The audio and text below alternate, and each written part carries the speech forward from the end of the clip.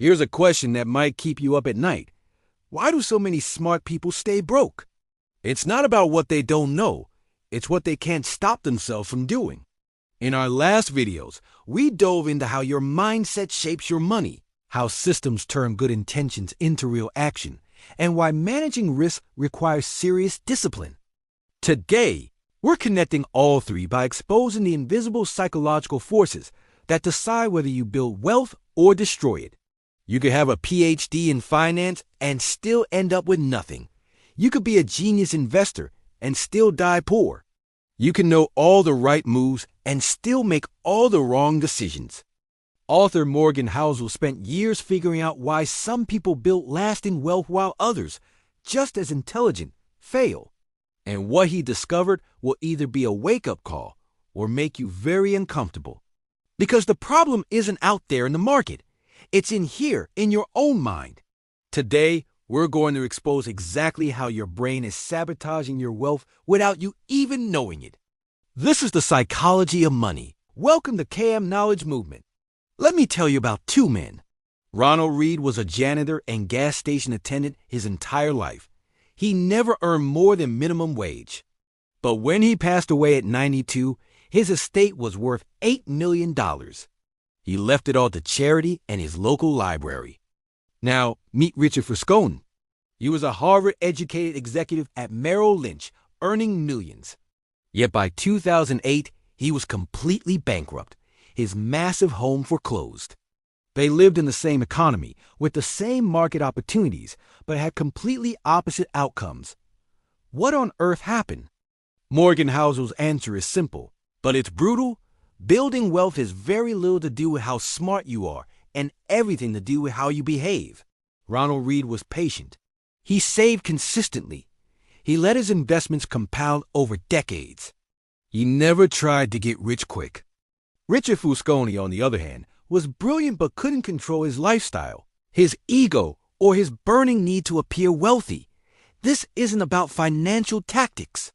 You already know the tactics. Save more, spend less, invest wisely. Everyone knows that. This is about why you don't do what you already know you should be doing. It's about the silent, psychological war happening inside your head every single time you make a decision about money. And here's the bottom line.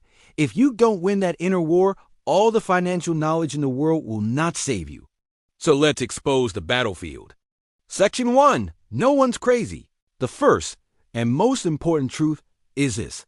No one is crazy. Your financial decisions aren't irrational. They make perfect sense to you. Housel starts with this game-changing perspective. Everyone's relationship with money is shaped by their own unique life experiences. And those experiences are just a tiny, tiny fraction of what has happened in the world. Think about it. If you grew up during the Great Depression, you probably never fully trust the stock market. That's not being irrational. That's your lived reality branded into your mind. But if you came of age during the dot-com boom of the 1990s, you might believe that stocks only go up. You take risks that others wouldn't, because your experience taught you that big risks lead to big rewards. Neither of these people is stupid. They're both just operating from their personal truth. And this is where the inner war begins.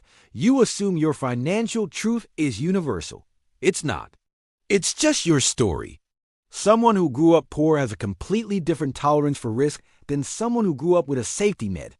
Someone who watched their parents lose everything in the 2008 crash will never invest the same way as someone whose parents got rich in real estate.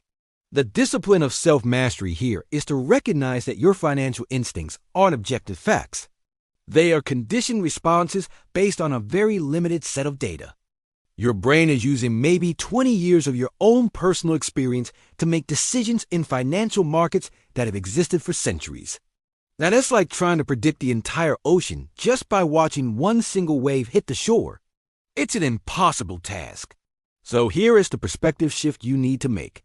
Stop assuming you rewrite and everyone else is wrong about money. Instead, start asking, what experiences shape this belief I have? Is this belief still serving me today? Most people never stop to question their own money story.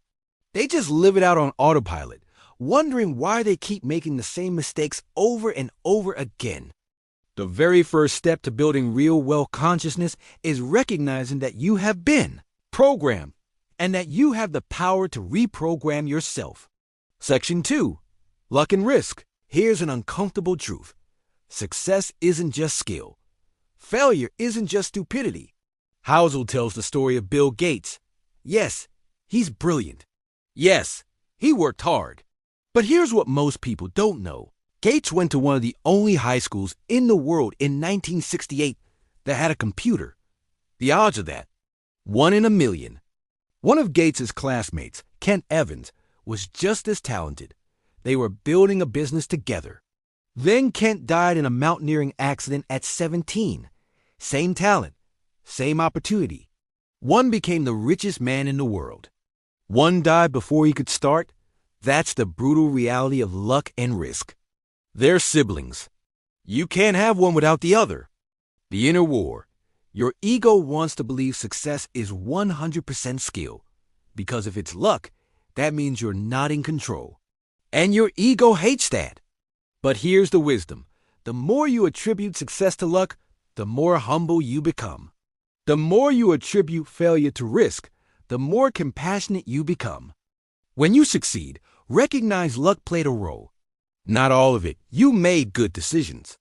But some of it was timing, circumstance, things outside your control. When others fail, recognize risk played a role.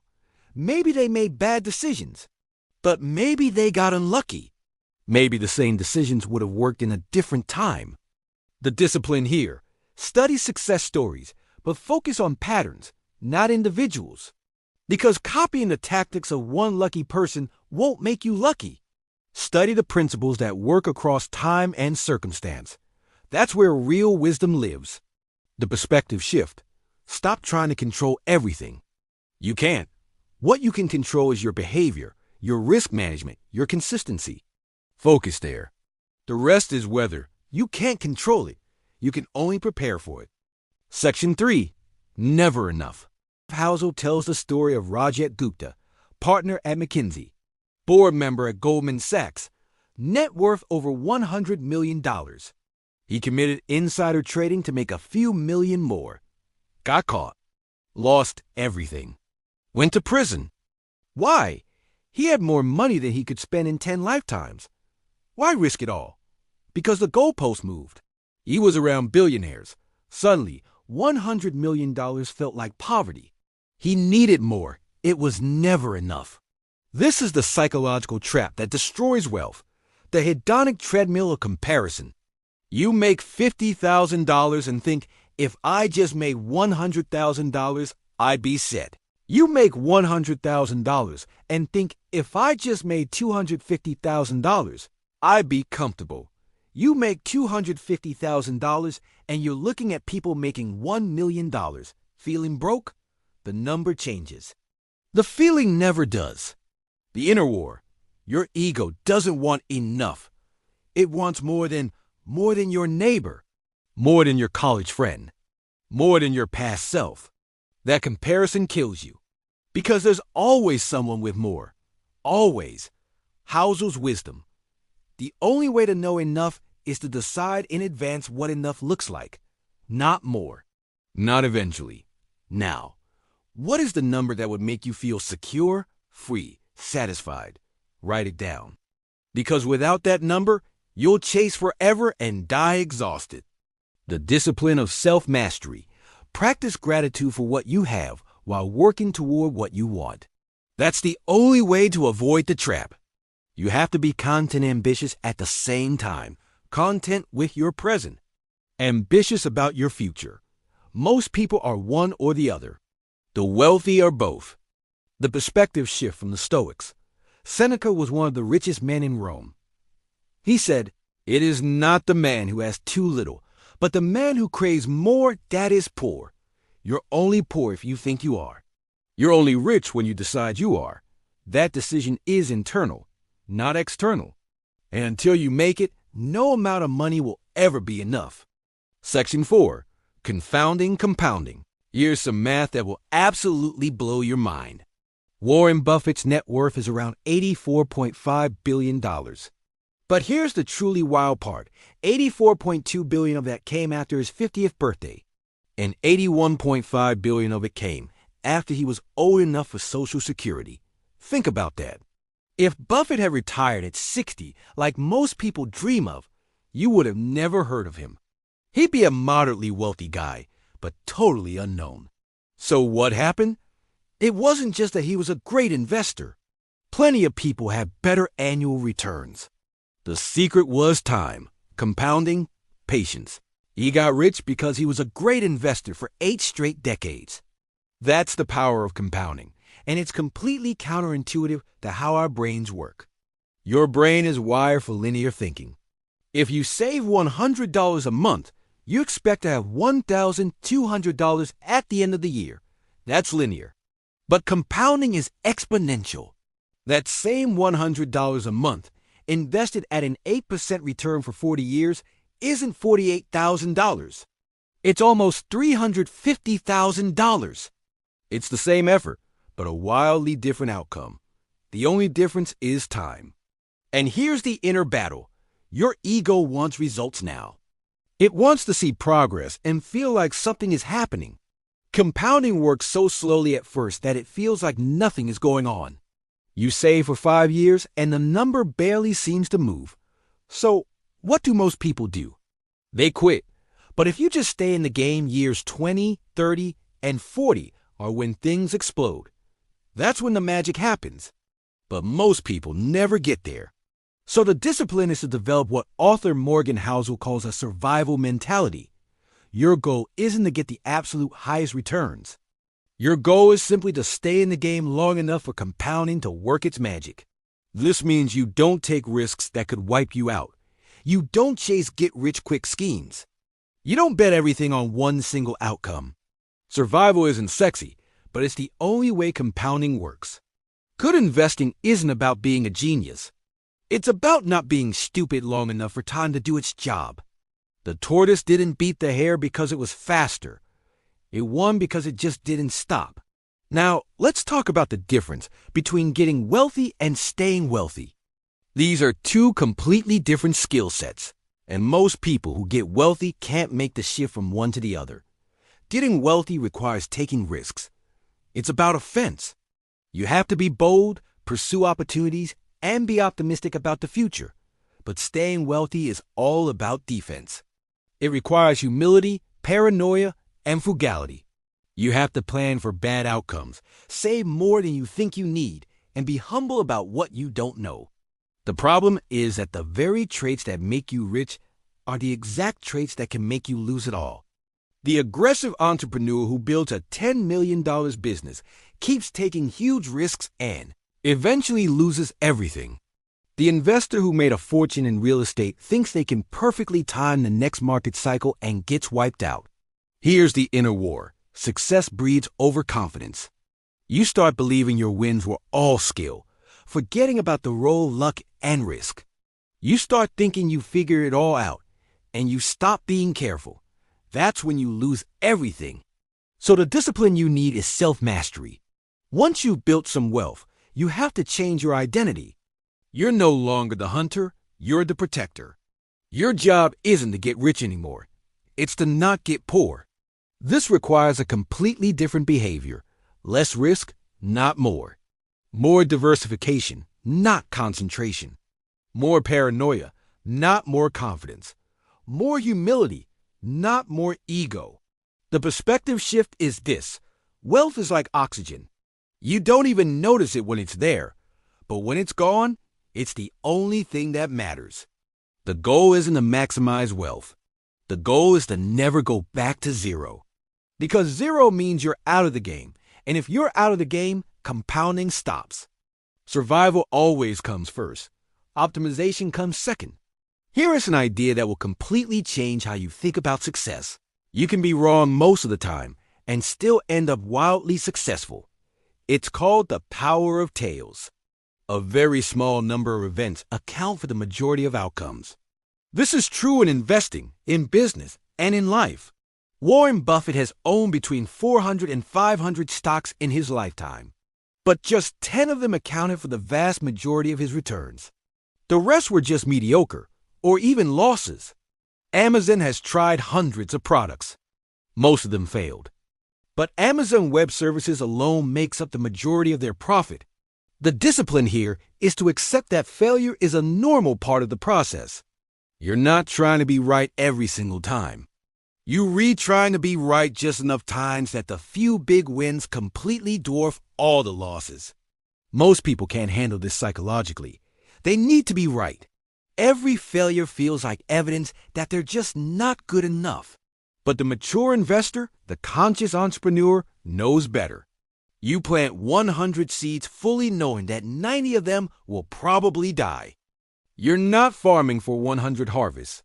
You're farming for the 10 that will feed you for the rest of your life. The inner war is with your ego, which wants a perfect track record and can't stand to fail. But the pursuit of perfection makes you so afraid of risk that you never plant enough seeds to begin with. Think about it from a probability perspective. If you have a 30% chance of success on any given attempt, you're going to fail 7 out of 10 times. Most people will quit. But if you try 20 times, you'll likely succeed 6 times. And if those successes are big enough, those 6 wins will change everything. The winners aren't the ones who never fail. They're the ones who fail the most, simply because they tried the most. So, what's the ultimate goal of all this? According to Housel, the highest form of wealth is control over your time. It's not a fancy car. It's not a big house or expensive vacations. The true definition of wealth is the ability to wake up in the morning and say, I'm going to do whatever I want today. That's real wealth. Study after study shows that having control over your time is the single strongest predictor of happiness. It's not income. It's not possessions. It's control. But here's the trap. Most people sacrifice their control to get the symbols of wealth. They take the high-paying job that completely owns their life. They buy the big house that requires 2 incomes to maintain. They lease the luxury car that forces them to work even more hours. They look rich, but they're slaves. They have no real freedom. The inner war is that society tells you wealth is about displaying it, the car, the house, the watch. But true wealth is invisible. It's the money you didn't spend. It's the job you can afford to quit. It's the freedom to say no because you don't need the money. The discipline is to optimize for freedom, not for symbols. Before making a big purchase, ask yourself, does this decision give me more control over my time or less? If it gives you less control, it's not wealth, it's a trap. The person driving the used Honda who owns their time is far wealthier than the person driving the new Mercedes who is one paycheck away from disaster. Wealth is what you don't see. Freedom isn't free. It's bought with every dollar you do and spend trying to impress people you do and even like. And this brings me to the man in the car paradox. This one might cut deep. No one is as impressed with your possessions as you think they are. Housel explains that when you see someone driving a Ferrari, you might think, wow, that person must be so cool. I respect them. But here's the truth. You don't respect the person. You don't even see the person. You respect the car. And what you're really thinking is, if I had that car, people would respect me. So you work your whole life to buy that car. And when you're finally driving it, you think everyone is looking at you with admiration. But they're not thinking about you at all. They're just thinking about themselves, imagining how they would feel if they had your car. You're not the object of their admiration. You're just a mirror for their own aspirations. The inner war here is that our ego wants to be seen. It craves validation and wants people to think we've made it, so we buy things we don't need with money. We don't have to impress people who do and care. The discipline is to stop performing wealth and start building it. Real wealth is quiet. It doesn't need an audience or external validation. The wealthiest people you'll ever meet often look the most ordinary because they're not spending money to prove anything to anyone. So the final perspective shift is this. If you want respect, build your character. If you want admiration, be a kind person. If you want to feel worthy, do worthy things. A car can't give you those things. A house can't give you those things. Only your actions and your character can. And ironically, the moment you stop trying to look wealthy is the moment you free up the resources to actually become wealthy. Section 9. Wealth is what you don't see.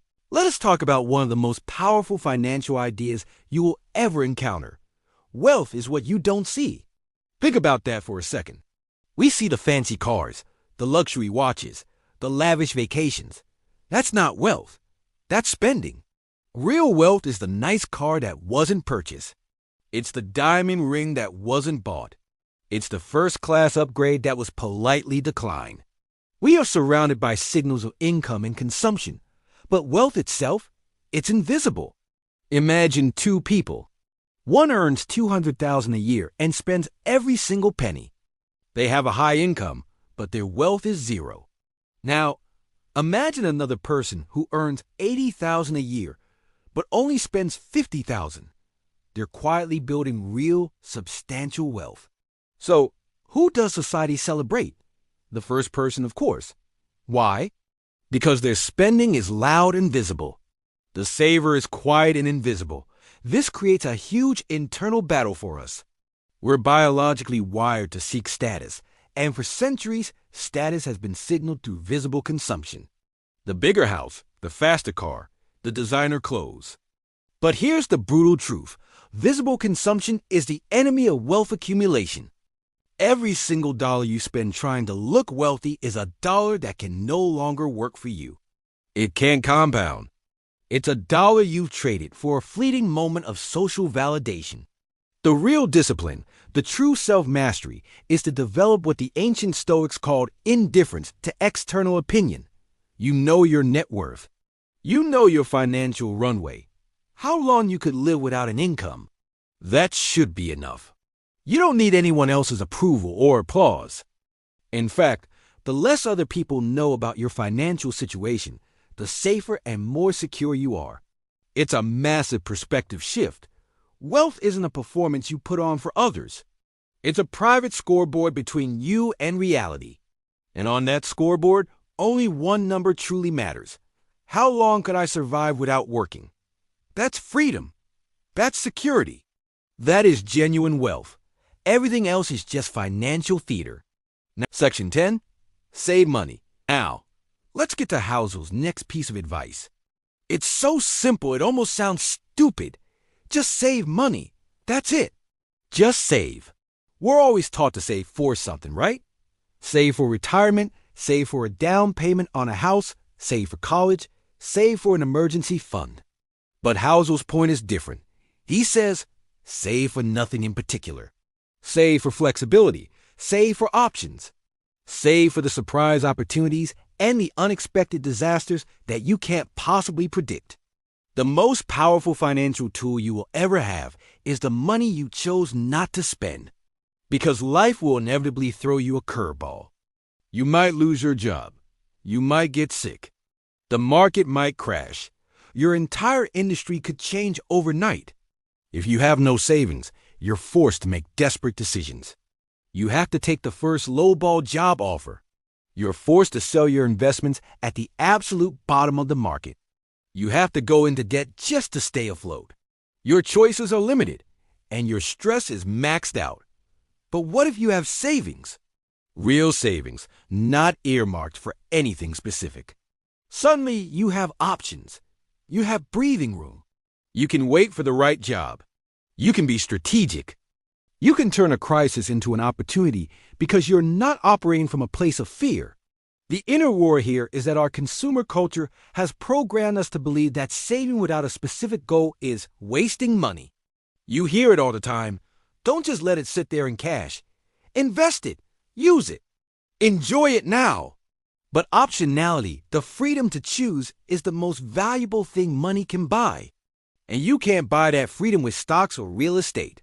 You can only buy it with unspent cash. The discipline is to build a cash cushion that serves no other purpose than giving you that breathing room. This isn't just your emergency fund for a flat tire. This is a life fund, a flexibility fund. It's the fund that gives you the power to say no to things that don't align with your goals and yes to opportunities that pop up out of nowhere. Most people live paycheck to paycheck not because their income is too low, but because they've already allocated every single dollar before they've even earned it. So let's shift our perspective. You don't save for things. You save for time and options. And I promise you, time and options are worth more than anything you could ever buy. This leads us to a fascinating concept where psychology completely demolishes traditional economics. Being reasonable is better than being rational. Section 11. Reasonable greater than rational. Financially rational decisions often fail in the real world because we humans are not rational creatures. We are emotional. The perfectly rational investor, on paper, holds on to their stocks during a market crash because they know historically the market always recovers. But the human investor, they watch their life savings drop by 40%. They panic, their heart is pounding, and they sell everything at the bottom, locking in their losses. So, who actually wins in the long term? It's the human who stayed reasonable, not the rational one who couldn't handle the emotional pain of the journey. Housel's insight here is profound. Aim for financial behavior you can sustain for decades, not behavior that is theoretically optimal on a spreadsheet. For example, maybe renting a home is irrational compared to buying when you run the numbers. But if the stress of homeownership, the repairs, the mortgage, the property taxes will keep you up at night, then renting is the more reasonable choice for you. Maybe holding 10% of your portfolio in cash is irrational because stocks historically provide a better return.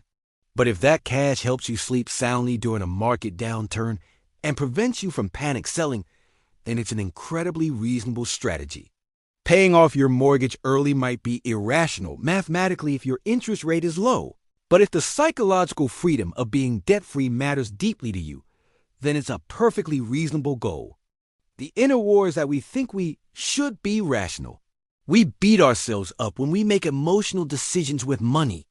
But you're not a computer. You're a person with fears, hopes, and unique psychological needs. The discipline, then, is to design your financial life around your own psychology, not around some theoretical model of perfection. Ask yourself this question: what strategy can I actually stick with for the next 30 years? Don't ask, what is the mathematically perfect strategy? Because a perfect strategy that you abandon after 2 years is infinitely worse than a good enough strategy you can maintain for 30. The perspective shift is this: financial success isn't about always being right. It's about not quitting. And you won't quit something that feels reasonable to you, even if it's not theoretically optimal. And that brings us to what might be the single most important discipline for building. And, more importantly, keeping wealth. Always leave room for error. Section 12. Room for error. Always assume you are missing something. Assume your plan is flawed. Housel calls this a margin of safety. If your calculations say you need $500,000 to retire, aim for $750,000. If you think your risk tolerance can handle a portfolio with 50% stocks, maybe start with 30%. If you think a project will take 6 months, plan for it to take 12. Why? Because you are wrong about the future.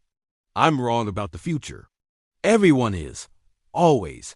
We have no idea what the market will do next year. We don't know what our health will be like in a decade. We can't predict the amazing opportunities or the devastating disasters that are just around the corner. The people who survive and thrive long-term aren't the ones with the best predictions. They're the ones with the most room for error in their plan. Your ego hates this idea. Your ego wants to be perfectly optimized. It wants to use leverage, maximize every return, and squeeze every last drop of efficiency out of your money. But optimization is fragile. It shatters at the first sign of trouble. A margin of safety, on the other hand, is antifragile. It gets stronger in chaos. When you optimize everything down to the last penny, you have zero room for reality to differ from your spreadsheet. And reality always differs from the spreadsheet. The discipline of self-mastery here is to underpromise to yourself so you can overdeliver. Plan conservatively. Then, if things go well, you're way ahead of the game. And if things go poorly, you survive to play another day. I love the perspective from Nassim Taleb on this. The goal isn't to be right.